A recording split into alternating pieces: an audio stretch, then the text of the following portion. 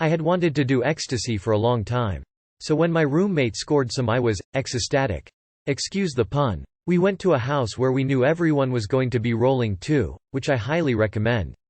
We dropped our pills at about 10:30. Luckily, we had a few bowls to keep our minds off the time. About 45 minutes later, I sat down and that's when it hit me. I didn't just gradually ease into my trip, I was thrust into it. All of a sudden my breath became really deep.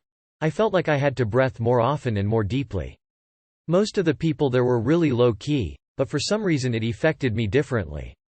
I couldn't stay still. I was going no cabinets and jewelry. The most bizarre thing about the effects was it made my eyes wiggle. Let me make that a little clearer. My eyes would shake uncontrollably. After about an hour they settled down a little. I think that night I must have rolled for about 6 hours. Though, the first 3 were the most intense. About 7 days after that my roommate and I decided to roll again, but we practically felt nothing. And we were told by friends that these were supposed to be really good pills. But they had no effect on us. That was a huge disappointment. More than a month later we rolled again and it was a good experience but nothing like the first time. It also took about an hour and a half to affect me. And once again, my eyes went crazy and twitched a lot.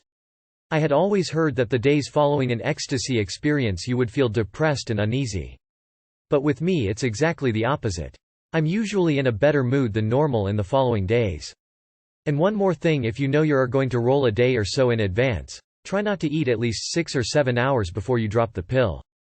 That, I think, makes it work faster and seems to make it more potent.